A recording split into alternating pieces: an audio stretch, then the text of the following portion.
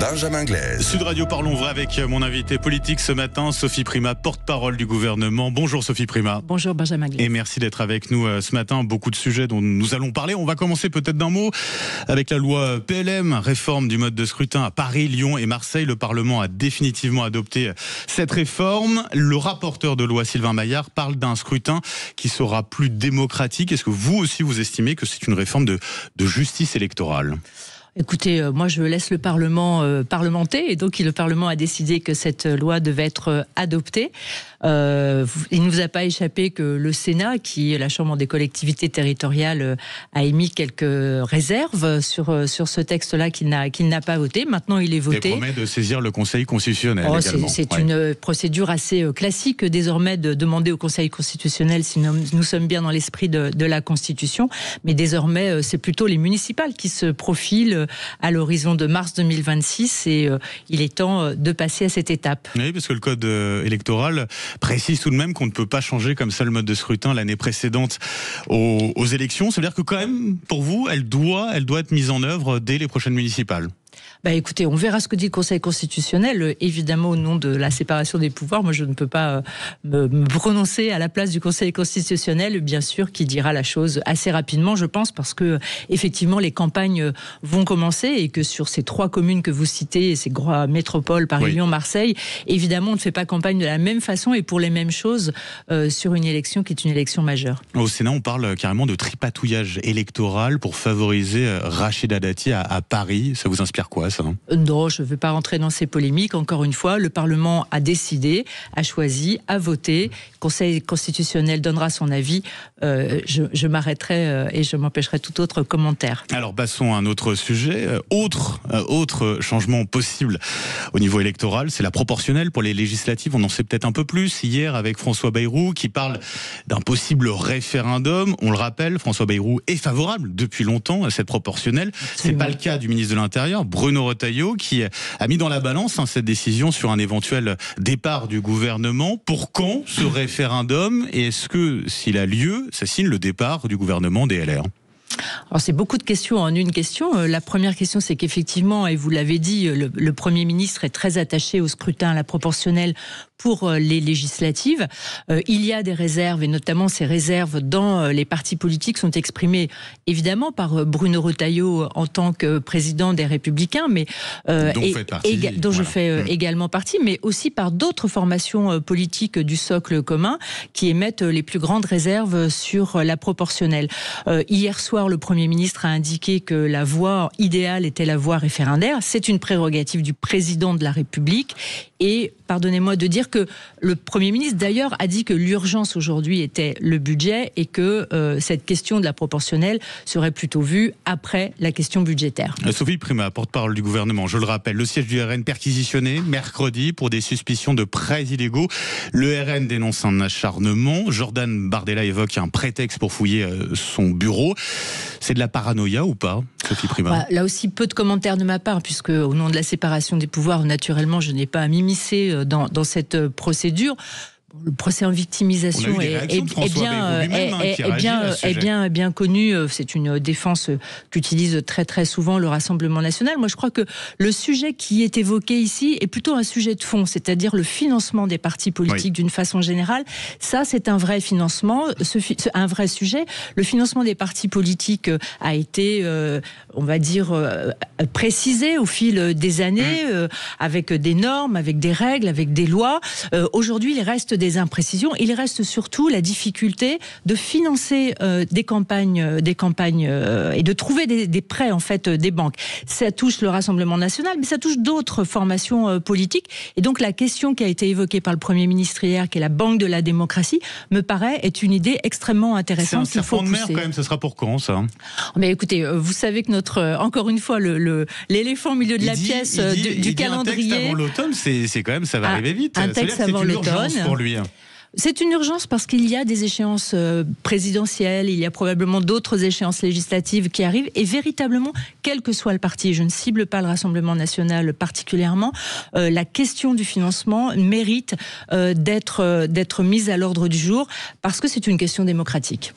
Edwige Diaz, qui est du RN, un vice-président du RN, a affirmé hier à ce micro sur Sud Radio hier matin que la seule solution pour sauvegarder la démocratie, c'est que le RN arrive au pouvoir. Que lui répondez-vous à Edwige Diaz ? Comme vous n'ignorez pas, je ne fais pas partie de cette formation politique et mon souhait, ma vie politique me construit pour un projet qui n'est pas celui du Rassemblement national. Donc mon souhait n'est pas évidemment que le Rassemblement national arrive au pouvoir, mais je suis démocrate avant tout et je pense qu'il faut donner les chances et les moyens à chaque parti politique de se battre à armes égales.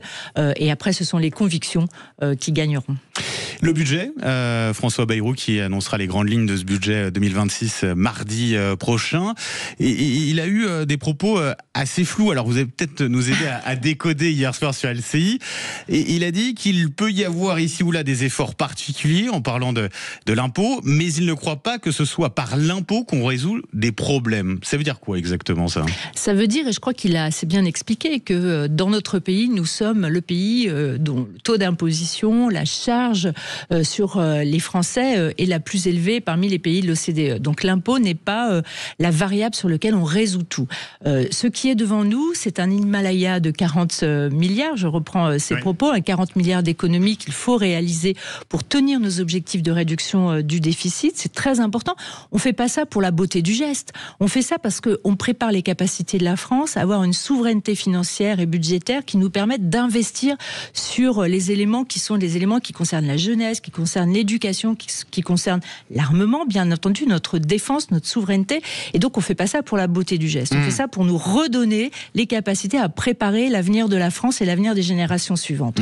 Donc, effectivement, nous allons devoir trouver ces 40 milliards, essentiellement sur des réformes de l'État, sur des économies sur le fonctionnement de l'État, sur des économies également sur la façon dont on gère nos prestations sociales, retraite, dépenses de santé, où on voit bien qu'il y a des dérapages très importants, collectivités territoriales, tout le monde va être mis à contribution. Est-ce que ça peut passer concrètement par un gel des retraites, du barème de l'impôt ou encore des prestations sociales ? Alors ne comptez pas sur moi pour spoiler. Tout le monde se pose la question. Est-ce que vous l'excluez déjà, tout simplement, pour savoir ? Ah non, mais moi je n'exclus rien du tout, je n'annonce rien du tout. Le Premier ministre fera ses annonces mardi et vous imaginez bien que je ne vais pas faire des annonces avant lui. Bon, si je vous demande sur la taxe Zuckman, pour un taux minimum d'imposition sur les grandes fortunes, c'est hors de question, non, vous ne commentez pas. Je ne commente pas. Le Premier ministre fera ses annonces mardi après-midi et je crois qu'on est tous impatients d'ailleurs de cette séance où le Premier ministre montrera ses arbitrages. Les aides publiques aux entreprises qui ont atteint les 211 milliards d'euros, ces chiffres donnés par une commission d'enquête au Sénat, c'est trop ou pas ? Selon vous, sans parler du budget qui sera annoncé mardi, mais qu'est-ce que vous en pensez de ce chiffre-là ? Ce qui est très important pour le pays, c'est de gérer la croissance. Le Premier ministre l'a redit hier, il faut qu'on travaille davantage, il faut qu'on produise davantage pour créer de la richesse, qu'on puisse ensuite redistribuer en services publics, en soutien aux plus modestes, en soutien aux plus fragiles. C'est ça le modèle de la France. Donc la croissance, pour nous, elle est importante. Il faut donc permettre aux entreprises d'avoir de la compétitivité, d'avoir envie de s'installer dans notre pays. C'est les éléments de compétitivité. Ça, c'est le premier point. Alors, 211 milliards, d'ailleurs, c'est très difficile, les sénateurs le disent eux-mêmes, très difficile à estimer exactement. Moi, ce qui m'a frappé dans ce rapport, c'est qu'il y a plus de 2200 dispositifs de soutien aux entreprises. Donc, c'est un maquis pour les entreprises, c'est un maquis pour l'État, c'est un maquis pour le Parlement. On n'y voit pas très clair. Donc, je pense qu'il y a un travail de rationalisation à faire en ce sens, pour la compétitivité d'ailleurs des entreprises, pour la transparence, de l'efficacité de ces dispositifs. Donc il faudra regarder les travaux du Sénat et s'en inspirer probablement. Donc simplification possible, mais sur ce chiffre-là, des 211 milliards d'euros, ça vous semble légitime ? Il faut vérifier l'efficacité de cet investissement qui est fait par la nation pour la croissance et vérifier que chaque dispositif a un rendement qui justifie la création de ce dispositif. Un mot sur cette réforme de l'assurance chômage voulue par Gabriel Attal qui a été repoussée après la dissolution. Il l'a remis sur le tapis. Emmanuel Macron l'avait qualifié cette réforme d'indispensable. Est-ce qu'elle l'est selon vous ? Ce qui est indispensable, et le Premier ministre là aussi l'a redit hier, c'est que nous arrivions à un taux d'activité de nos plus jeunes et de nos seniors qui soit supérieur à celui auquel il est aujourd'hui. Une partie de la réforme sur l'assurance chômage peut répondre. On l'a vu, la précédente réforme sur l'assurance chômage a fait augmenter le taux d'activité des plus de 60 ans. C'est assez mécanique. Donc, est-ce qu'il faut re-regarder cette réforme ? Le Premier ministre dira ce qu'il pense de cette proposition, prendra ou prendra pas l'opportunité. Mais en tout cas, la réflexion sur le taux d'activité, elle me semble essentielle, là aussi, pour baisser nos déficits. Parlons du gouvernement. Sophie Primas, vous en êtes la porte-parole. Le ministre de l'Enseignement supérieur, tout d'abord, Philippe Baptiste, qui affirme que l'islamo-gauchisme n'existe pas au sens intellectuel du terme à l'université. Est-ce que vous partagez son point de vue ?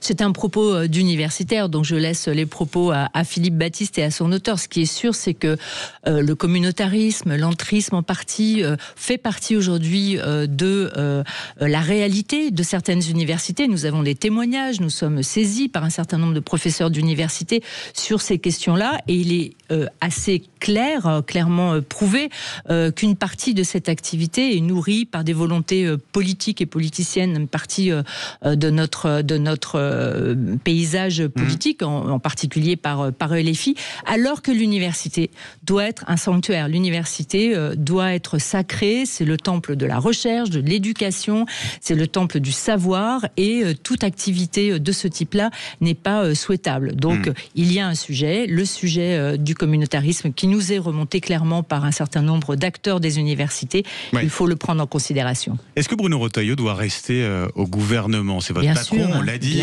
chez les LR. Alors il a déclaré aux Parisiens, c'est vrai que ça interpelle, je n'ai aucun goût pour les synthèses molles. Est-ce qu'il doit assumer et quitter le gouvernement ? Est-ce que vous l'entendez comme ça ? Moi, je vais vous répondre différemment. En réalité, pourquoi sommes-nous, alors je parle en tant que républicaine, là, non pas en tant que porte-parole, mais un peu les deux.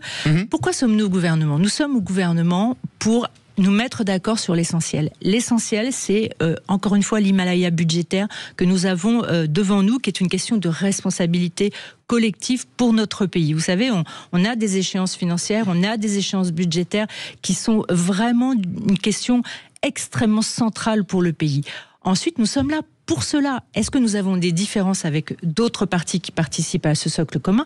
Bien sûr, et c'est cela que dit Bruno Retailleau.